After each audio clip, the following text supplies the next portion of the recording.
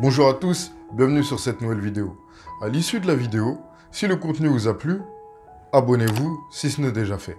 Sinon, n'oubliez pas de me laisser un petit pouce bleu, de commenter et de partager la vidéo. Alors contrairement à ce que la plupart des personnes pensent, le fait de ne pas vouloir s'exposer n'est pas synonyme de honte ou de cachotterie. En effet, faire des cachotteries ou avoir honte de ce que l'on fait est quelque chose de négatif en soi parce que ça nous fait du mal à nous et parfois à notre entourage.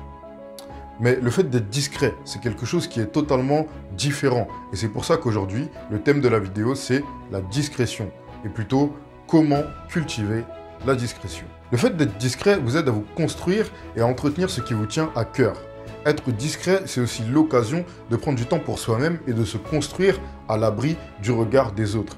Comme je l'ai dit dans une autre vidéo, le fait de se construire dans le regard des autres est très péjoratif parce qu'en fin de compte, vous vous accomplissez pour les autres. Vous vous accomplissez pour quelqu'un d'autre que vous-même et en fin de compte, vous ne vous connaissez pas et donc vous ne savez pas vraiment ce qui vous plaît et vous allez avancer vers quelque chose qui vous ne ressemble pas. Aujourd'hui, le fait de se donner de la visibilité ou de se donner en spectacle est devenu un peu à la mode. Avec les réseaux sociaux, Snapchat, Instagram, Facebook, etc., on a tendance à dévoiler notre jardin secret sans même s'en rendre compte. On peut se filmer lorsqu'on fait n'importe quoi. Il y a des gens qui se filment aux toilettes, qui filment leur repas, qui filment leur quotidien.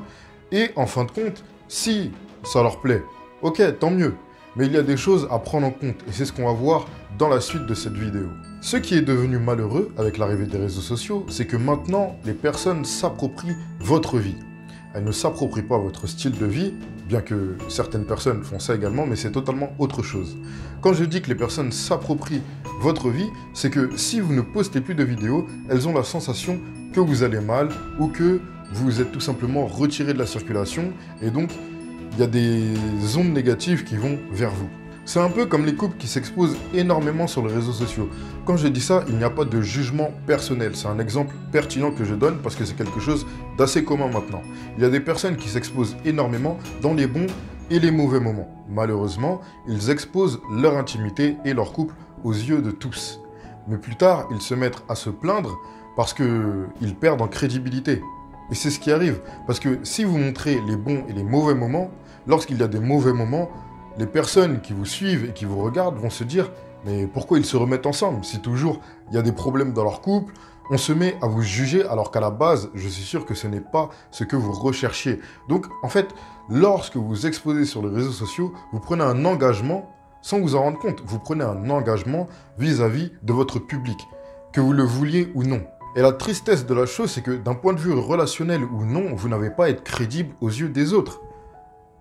Votre avis seul devrait compter. Mais si vous avez pris la décision de vous exposer grandement sur les réseaux sociaux sans but particulier, eh bien, il faut vous attendre à avoir des jugements de la part des personnes. Et donc, votre crédibilité en prendra un coup que vous le vouliez ou non. Vous n'avez pas à être crédible aux yeux de quelqu'un d'autre que vous-même et votre entourage proche, je dirais.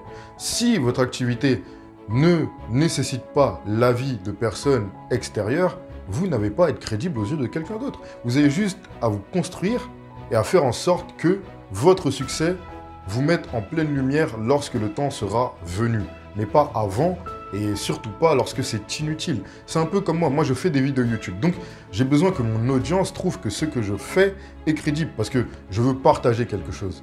Donc forcément, j'ai besoin de vous qui regardez cette vidéo pour savoir si ce que je fais est utile et si ça vous est utile. Mais si j'ai juste un Instagram un peu comme j'ai, et que je partage des choses du quotidien, mais que j'en montre trop, parce que le problème, c'est pas de montrer, c'est de montrer trop. Si j'en montre trop, et que je suis donc sujet à des jugements, ou à ma crédibilité, et bien là, j'aurais dû me poser des questions bien avant. Donc pensez aux avantages de la discrétion.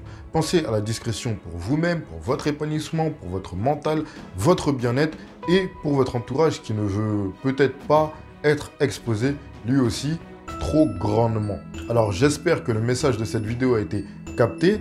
Mon message n'est pas de vous dire d'abandonner les réseaux sociaux et de ne rien montrer. Non, pas du tout. C'est surtout de montrer ce qui est nécessaire et de ne pas montrer ce que vous ne souhaitez pas qu'il ne soit vu. Parce que des fois, on a tendance à s'emballer sur les réseaux sociaux et la réalité nous rattrape. Alors voilà, c'est terminé pour cette courte vidéo. J'espère qu'elle vous aura plu.